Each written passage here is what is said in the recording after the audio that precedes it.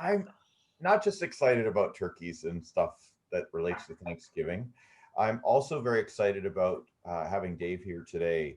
A little bit about how we got here today. The Every month the board gets together and we take a look at what we're going to do and who we're going to present. And on my personal journey, I've been involved in the ICF Coach Education Social Justice Committee on how to advise the ICF coach training body on including social justice. And that put me on a journey that I never saw coming. And when I saw the opportunity to present something and find someone to present today, I said, yes, I'll do it. And with an awesome reference from Josh Saderman and with the support of Adam Robersmith, we have presenting to us today is Dave Ciliberto. And as you see from his, it's funny because Dave said, well, in North America, it's Ciliberto, but in Italy, it's Ciliberto. Is that good, Dave? Did I do that well? Yes, you Yeah. did. Yes. And you've read his bio. He has a ton of diversity and inclusion and organizational development, training, facilitation, coaching, consulting. And he's taken time out today from the program that he teaches as a adjunct instructor at Cornell to present a very, we've seen bits and pieces, but we didn't want to know so much that we could also participate an engaging conversation about diversity, equity, and inclusion. And in today's landscape, it couldn't be better timing. So I want to thank you, Dave, for presenting to us today and hand it over to you because I know you have a lot to say and you're excited to get going. I am at that. Thank you, Gary. Thank you, everyone. I'm honored to be here among my community, so that's very exciting for me to be connected, and all the warmth that's in the room from your introductions and sharing, which just feeds right into sort of the concept of what we're talking about today and my topic. As Gary mentioned, I do a lot of consulting. My mainstay is I'm an adjunct instructor at Cornell University for the last 12 years teaching D&I programs, designing them and teaching them. So a lot of this is coming from what I developed for Cornell, but also woven into stuff I do for other organizations. So I'm really happy to be here. What we're looking at is just the impact of our personal and professional lens, and I use the word lens a lot, around diversity, equity, and inclusion. And Terry's helping me by doing all the Zoom activities. So Terry, thank you. So the next slide, just to set our stage and ground rules. Literally, if we're not speaking, please mute. There'll be times when I'm going to ask you to come off mute to share, if you don't mind. On video, if you can. I know we heard someone just came from the garden, so we understand. When we do a breakout, if you don't mind coming off video, that would be awesome. So in your small team, you could actually connect face to face. Participation, create rooms for all voices, no judgments, recognizing that we have a ton of experts in the room. So we do want to hear from everyone, and we want to leverage the knowledge that exists among all of us. I'm here to facilitate that. I don't own all the knowledge, just want to facilitate the knowledge that we have. Utilize Zoom tools if you're comfortable with Zoom, the chat participation, raising your hand if you want to. You can also come off audio if you have a question, whatever makes sense. And then last but not least is step up, step back, and stretch. We want to be comfortable with discomfort, and that's part of the ground rule for us to give permission. So hopefully that works for everybody. And you can give me thumbs up if you like. We'll work the Zoom technology as well as the good old-fashioned hand gestures. Okay, so next we're going to go into what's on our agenda today for the next 45 minutes. All right, so we're going to talk about your insights to inclusion and diversity, get some information from you, cover some recent events that are happening in response to those recent happening, our lens, a little bit about what shaped our lens and who we are, talking about that building into identity and intersectionality, a term that most of you are familiar with, the intersectional part of who we are. We're not just one-dimensional, we're multi-dimensional people. Then move into a way and how we're using what we took away from this program. Okay, so the first part mute, and you can also use chat. When you hear these two terminologies, what words come to mind for you? So for inclusion first, behaviors, words, what comes to mind when you hear the word inclusion? What's it like to be included? So we're seeing on the Sorry? list, Dave, acceptance, diversity, openness, making room for every voice, hospitality, being in presence, a seat at the table for everyone, acceptance, safety, being seen and heard, visible and seen, making space for everyone no matter who they are, equals, empathy, treating people as individuals. Yeah, looks like you got them all. Okay. So we move on to diversity and thinking about when we hear the word, and this word is comfortable for some and not all. What comes to mind when you hear the word diversity? Difference, awesome, uniqueness, Special, reality of human existence, similarities and differences, and differences. Look, different lenses, perspectives, variety, good teamwork. Oh, sorry, I guess that's just a comment. Thanks, Harry. Representation of minorities, see and being seen, and a wide range of people representing different backgrounds, experiences, and viewpoints, many perspectives. good. We're gonna stop there. This is an awesome list to start with. Yes, thank you. More than LGBTQ, which does relate to our intersectionality. So I will stop. So with those words, thank you. A lot of times in organizations, they have strategies around inclusion and diversity, but never define what they mean. So I like to do that in all the programs I do, just from a personal lens, what does it mean to you? And the words that you chose literally embraces inclusion of belonging, that we feel like we belong, that we are a part of something, which is critical for the inclusion. In organizations, I always say, so if I am coaching someone or working with someone on inclusive leadership, I get this list from them and say, well, do you exhibit these behaviors? Self-reflection, right? And then on the word diversity, we put this in because some people feel like they are not diverse. I do believe as human beings, we're all diverse because our lens is different from our background. So we all have differences in our background. I like that someone did say differences and similarities because we do connect the both of them. It is a paradox. You can't have difference without similarity. So with that, it's a starting ground for us in inclusion and diversity. So the next slide, I'm going to sort of give you the synopsis on definitions you've already included. But we look at inclusion, I look at inclusion as a choice. And in most of the programs I do, we talk about inclusion is a choice. And as leaders in organizations that we work with and you coach, we want them to choose inclusivity and engagement and not exclusion. And are the right people around the virtual table for whatever business is at hand? And that's a question that leaders need to ask continually. So inclusion is a choice. We either choose to include or we choose to exclude, and we choose to be included or we choose not to be included. So the whole thing is about creating a culture of belonging. Diversity, how our differences can make us stronger, looking at differences as strength. Diversity is a fact. We are all diverse. We're all different. Doesn't matter what we look like and how we represent, we are all diverse. So I did mention the paradox because the world we operate in and the universe is you can't have one without the other. You can't have difference without similarity. You can't have advantage with disadvantage without disadvantage. You can't have privilege without oppression. These are paradoxes of the world that we live in. And then we look at equity because equity is part of now the newer movement on diversity and inclusion. And I started with inclusion because I like to start with behavioral choice, leveraging facts, which is diversity, but then equity and equality. And the reason why that's here, the visual says it all. Sameness, giving everyone equal, doesn't always work.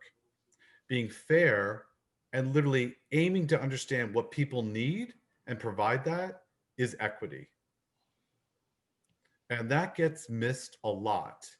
most companies, especially in policies and programs, are like, we have equality in our policies. Well, is it equitable? So, a lot of strides have been made in that arena, but this is something that we always need to look at as leaders, and also as we coach individuals and organizations to bring up these points about inclusion, diversity, and equity and fairness. So that's just a starting ground for where we're going. The next slide, thank you, Tim, um, are recent events. And I know that you're all familiar with them, including, you probably didn't know this, but me yelling at the TV last night um, with the moderator. So we have a number of things that are going on, race related and non-race related. So obviously race related, the overdue awakening in America and the world, but America, on race relations. Juneteenth, many majority people, white people, had no idea what Juneteenth was. Some did, some don't. But now it's education for many. If I go to the right, this is my favorite, actually, Facebook post that I found. Um, we said Black Lives Matter. We never said only Black Lives Matter. We know all lives matter, just needs your help with Black Lives Matter because they're in danger. So when people push back saying all lives matter, yes, of course they do.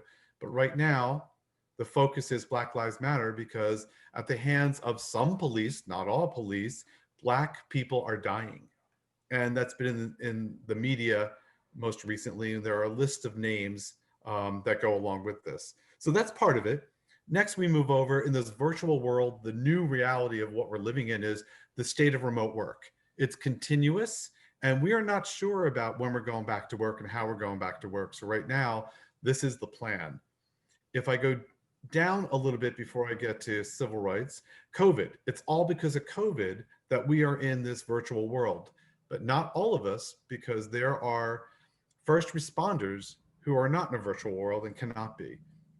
We go next to this because during the pandemic and during how people respond to it, there's a lot of compliance with masks and social distancing, which is really great, especially for any of us that have other disabilities. I'm diabetic. But then there are others who want to end the shutdown and will not comply.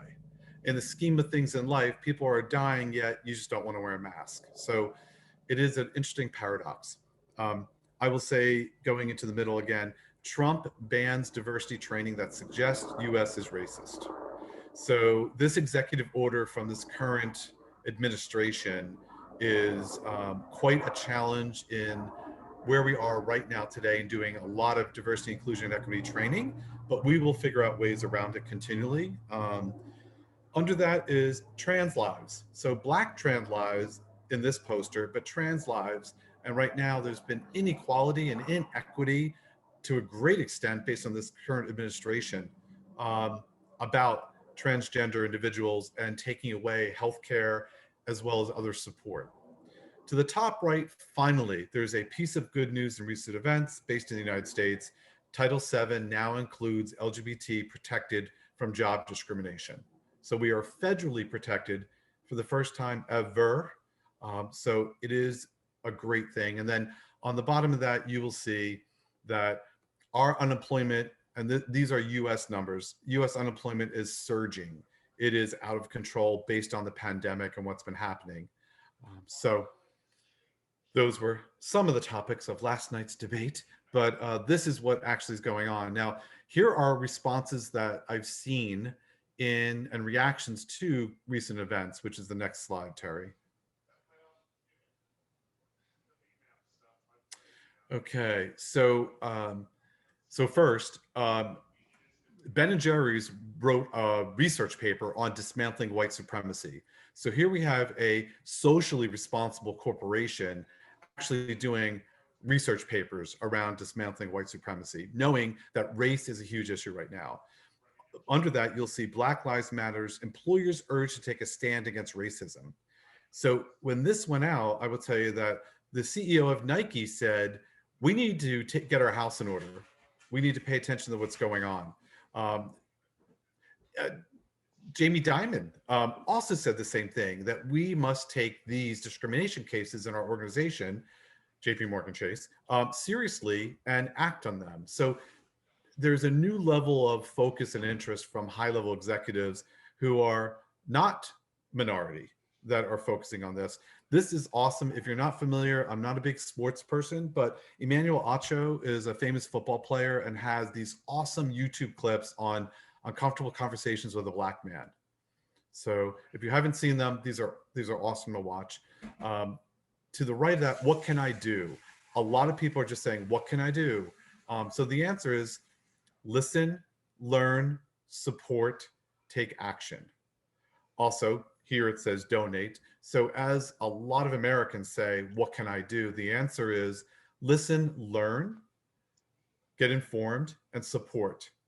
Now, in the middle, white fragility. This is controversial. So this is one of the responses. Dr. Robin DiAngelo's book, White Fragility, and how white people's egos get in the way of having race conversations and creating a space for those conversations. And there's been controversy around her and this topic, but this is a response to recent events. Organizations have done some work inviting her in as a speaker, and she is the expert on some, but not all things related to race dialogue from her lens, which is a white female lens. Below hers, return to work for COVID. We're still not there yet. There's still so much more to do. And then on the right is organizations are having listening circles around Black Lives Matter discussions. Executives are having dialogues about Black Lives Matter. This is the first and foremost of its kind, other than employee resource groups and organizations raising concerns to higher levels in the organization to have actions. So now this has been more voluntary and continual from all levels in the organization. And then, we are looking at how do we face systemic racism?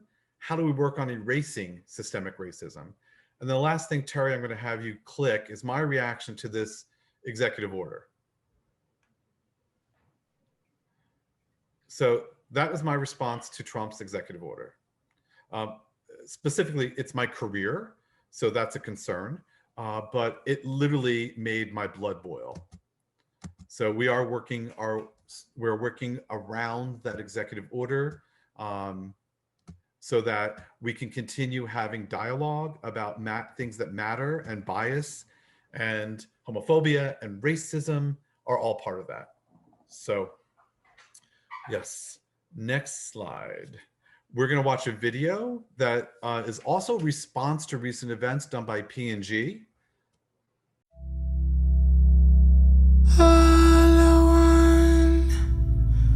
With inverted tongue, from whence does fulfillment come?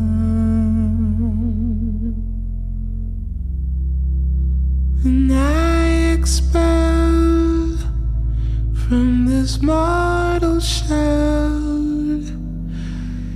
will I die for living up?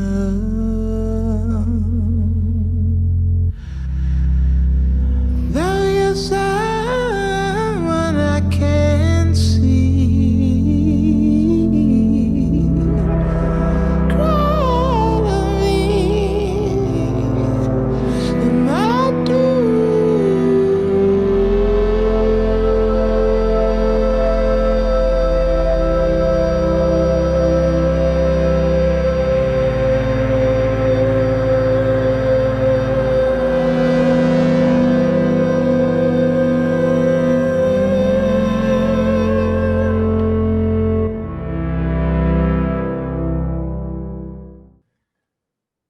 So I don't know how many of you have seen this ad before, but I thought it was pretty impactful with its message.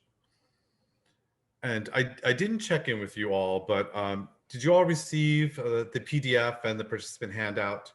Awesome, great, because this is in there. This may be hard to look at in your screen, so you can take a look at it in your handout.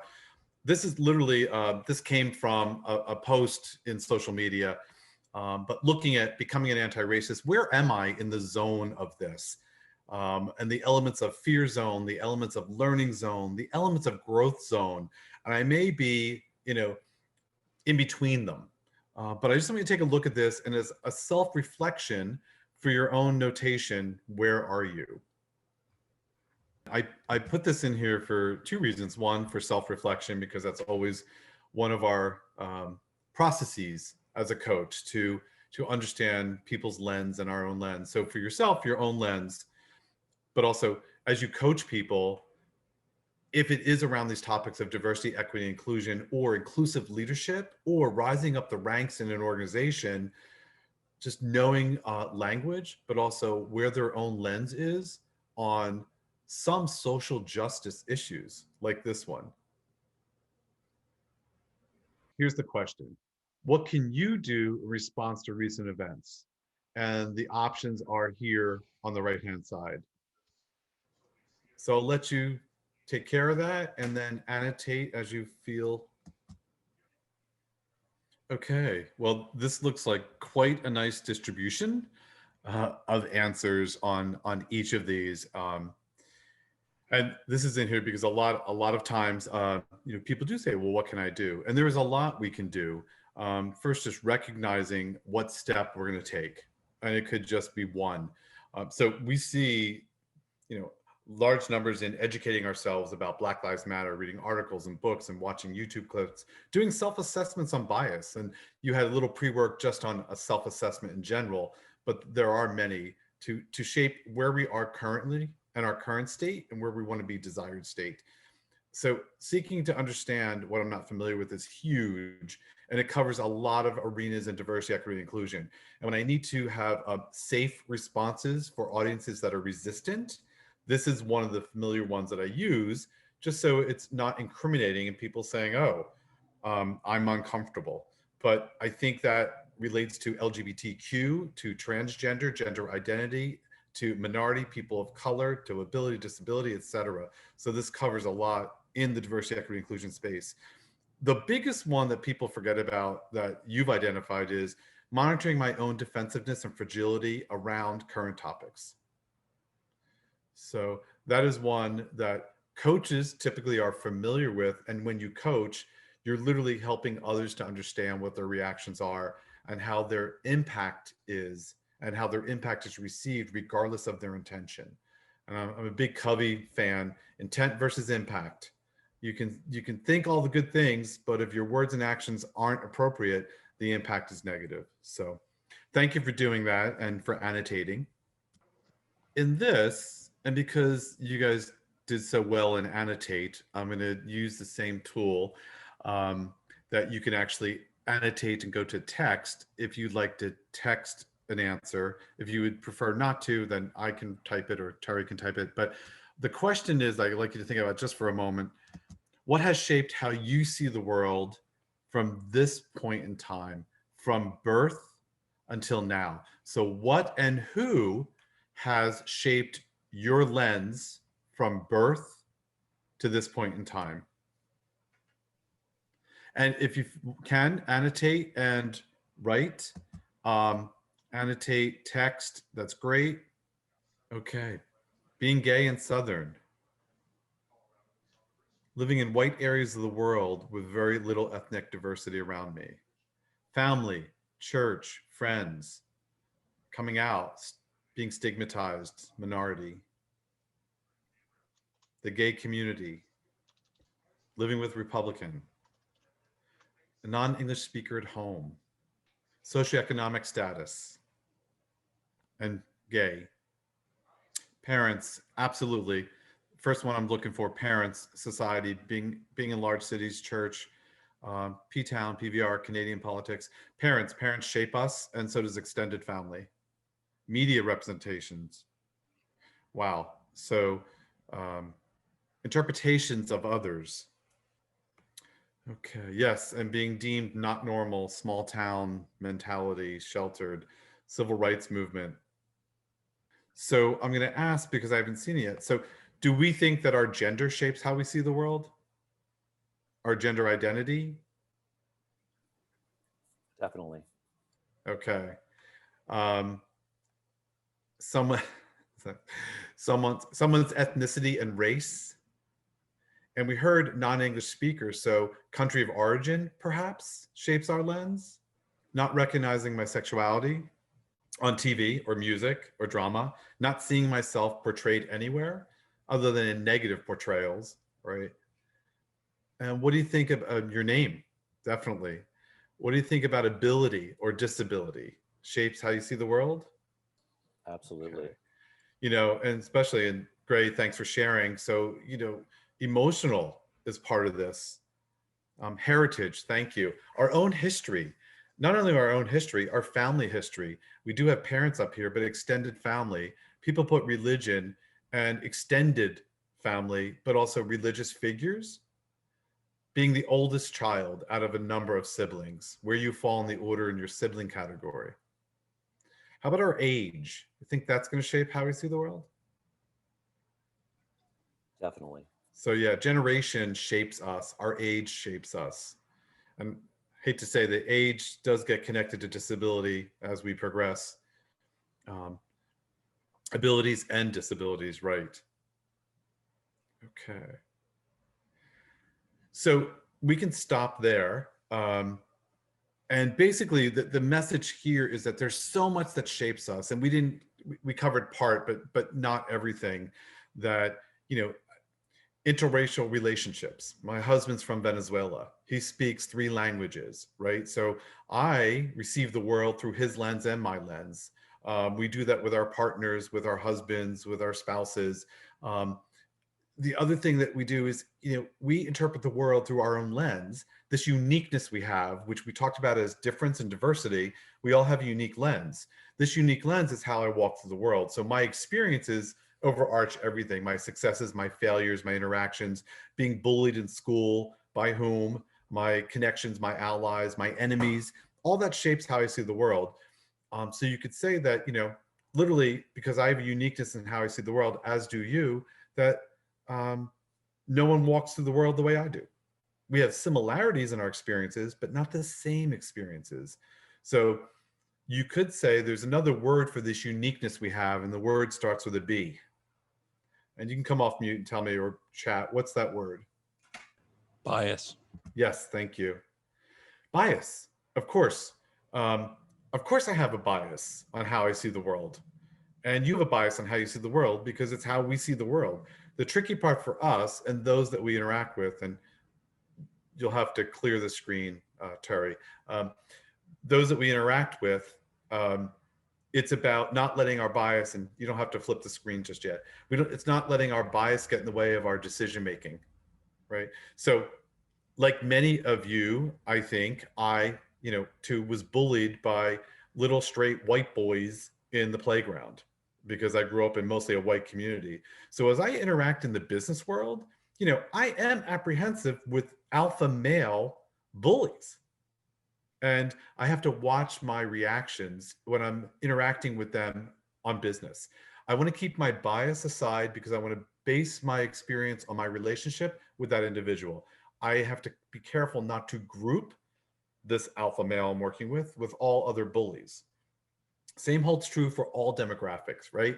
If there are, you get conditioned by the biases of religious figures, right? Telling us all we're going to burn in hell if you're Catholic. And I was an altar boy, ooh. But, you know, we learn these things that until we fight against it, I'm not going to burn in hell. Like, I am who I am, and God made me this way, is my point of view. But we inherit these conditions and these biases that our extended family put upon us, whether it's LGBTQ or minorities or anything else about their own viewpoint, which is all based on assumption. It's not based on fact. So fact is how we interact and have relationships with people and base our judgments on those relationships. But I will say that because of our lens, we have to keep our biases in mind to keep them at bay. And I do that. I've consulted with a religious organization who did not in the forefront say they were okay with LGBT. And before I entered into a contract with them to teach them about resource groups, I'm like, where do you stand on gay? Like, well, we're not against it. I'm like, well, do you dictate anything? Like, no. Do you let people be who they are authentically? Yes. How is that proven? I need to see something.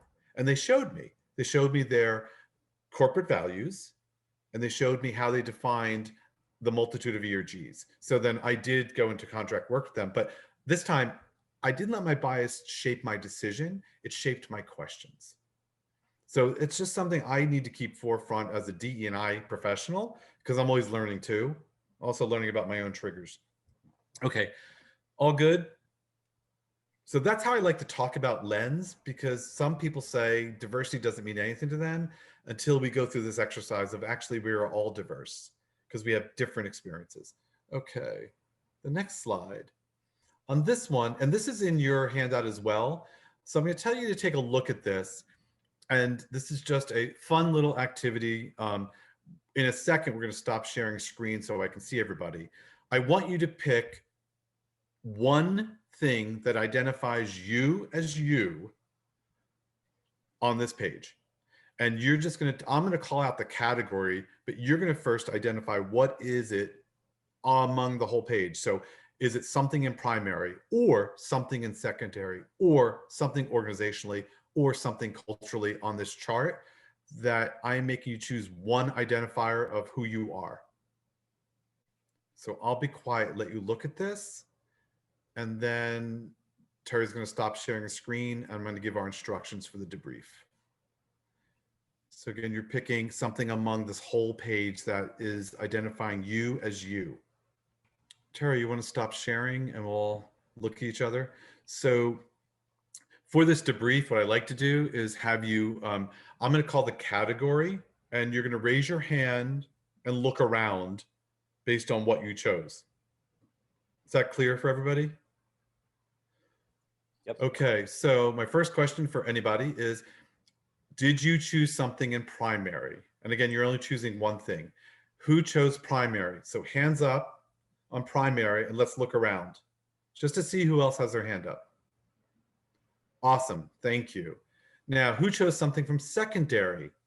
Hands up and look around. Awesome. Who chose organizational? Hands up. Okay. And who chose cultural?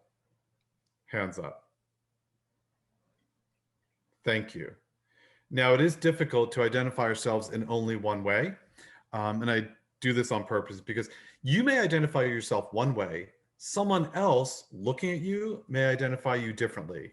What's that based upon? I'd say it's based upon their perceptions and their own bias to some extent. Absolutely, thank you. Actually, totally. It's about their own lens about you based on what? Bias or assumptions, right? And, you know, I'm out loud wherever I go. So a lot of people think that I will choose primary because of my gay out loudness. But actually, 11 years ago when I met my husband, marriage defines me as my primary if I have to choose one. But people wouldn't know that unless I tell a story, right? So this assumption that people always make assumptions when we walk into a room based on how we look, what we say, how we sound, perhaps, and those assumptions may be wrong. So I do this as a reminder for folks that we have to watch our assumptions in all circles that we travel in. So we're going to go to the next slide. Thank you. Thank you for playing. We're going to go to the next slide. So we're talking about identity. This is the feeder into this. So how we identify ourselves, which is one of the things you just did. Our intersectionality we didn't touch that we're going to go into next. And then social identity, which is literally what we just talked about, assumptions made about us by others, which may or may not be accurate. So the next slide talks about intersectionality. I will not say it's fully inclusive of intersectionality, but these are just some of the things that tap into it. And literally you can see from this list, this is also related to what we just did in lens, right? This is how people are intersectional, that we don't show up just as gay white men, gay minority men, transgender. We don't show up just that way. We show up with a multitude of our background. And that's what this is talking about. So sexual orientation is just a piece of me. It's not holistically who I am. It shapes a lot of my life, but I have all this other stuff that comes into play on how I show up. So this is the intersectional lens, which is also in your handout because you may reference this in our activity in a few seconds when we're going to do a breakout. The next slide, and these are typical things I do in my classes in case you find them helpful in your coaching practices. This analogy is used all the time by diversity, equity, and inclusion professionals. It's in all the programs I do for all the consulting firms I work with and my own. But assumptions are made and inferences are made about us from the tip of the iceberg. So we see that the tip of the iceberg is 10% of who we are as human beings. What's below the water level, the 90% of who we are, makes us who we are. So people judge us on our language, behaviors, actions, what they determine our gender or gender identity, our race, our style. And language could also be tone of voice, voice itself, accents or no accents. All this comes into play for inferences being made upon us, which may not actually be who we are, because it's below the water level on our thoughts and perspectives and values and belief system and background, LGBTQ in here, citizenship status, all of this, abilities. This is who we are. And you don't get that at face level. You get that as we develop relationships. And embracing others without assumptions is literally how we get to understand people below the water level. So I use those two, intersectionality and below the iceberg, because these references everything we talked about in lens in just different ways. Sometimes a visual works better. So what I'd like to do is have you think about this on the intersectional arena and what's below the iceberg for you that shaped who you are as a person right now. And Terry, if we can move to the next slide.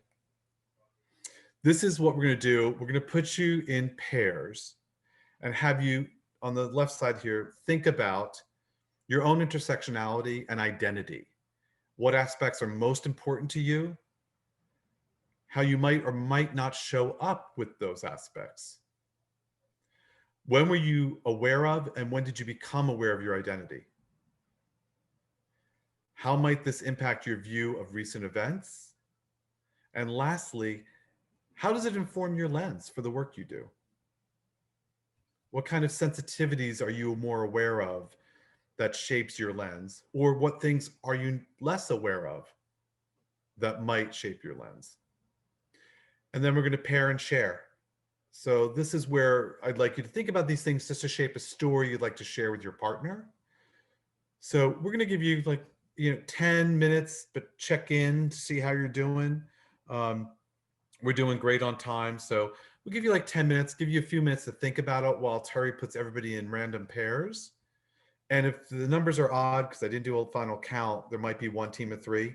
So we'll just give a little extra buffer time for that. Okay, so the goal here is really to learn something new about somebody. Were you able to learn something new? Definitely. Okay, and we went below the water level of the iceberg? Okay, Yes. Awesome. And hopefully this might be something you're able to apply as you work and coach with other people. So we get below to their water, below the water level for them. So next we have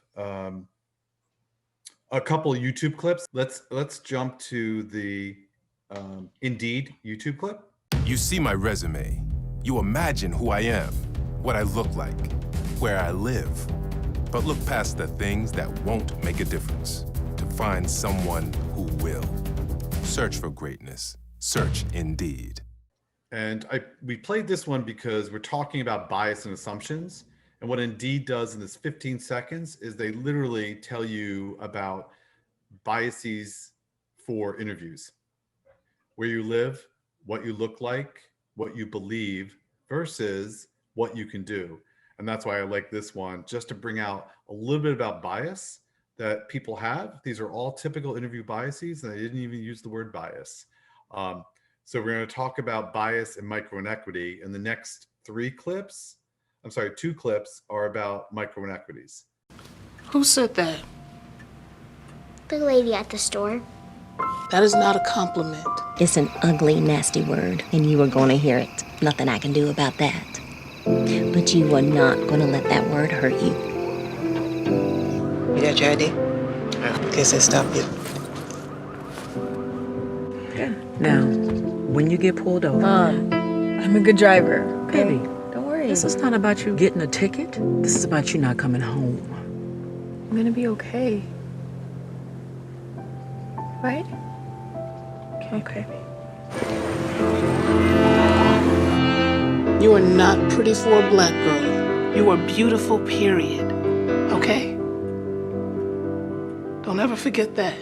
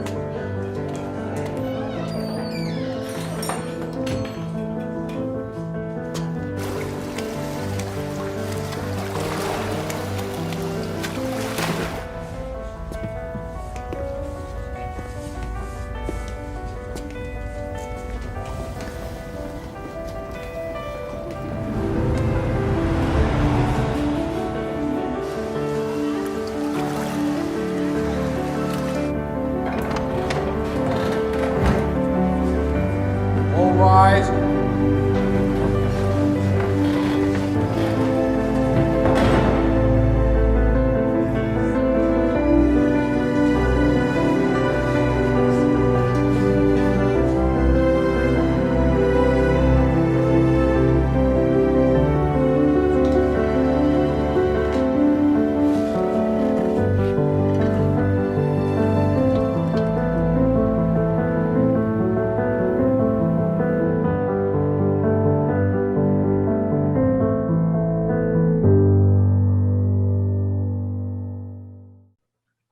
So I put these in here because we're talking about microinequities, microaggressions, bias.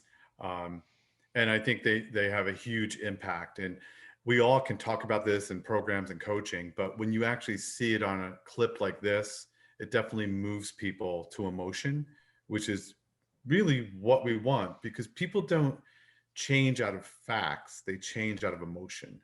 So this is why I want the emotion. This, again, just academically, is a list of some, not all, subtle, cumulative, repetitive acts of marginalization for different categories of diverse demographics. So this is in your handout for reference for yourselves as well. And the one I always use in my workshops, of course, is you heard, oh, have you ever heard anyone say, oh, that's so gay? I'm like, is that a good statement or a bad statement? And some people are like, oh, it's all right. So I have to clarify for them. My niece's boyfriend, and she's in her early 20s, they're watching football, and I was in the kitchen, of course. And then I hear something. He's like, that's so gay. I'm like, what, Nick? Sorry, Uncle Dave. I said, don't be sorry. Listen to what you just said. Is that inclusive or is that a bias? I won't do it again. I'm like, yeah, or don't call me Uncle Dave. Okay, next slide. This is your self-assessment. This is the introspection. And a lot of times in organizations, people are uncomfortable with the privilege statement. If I am white, I understand that I likely am perceived as a person with privilege, and I may be seen as not as unbiased or not as an ally. So, this is just something for a point of reference on self-introspection. It also gives people an idea of where they are.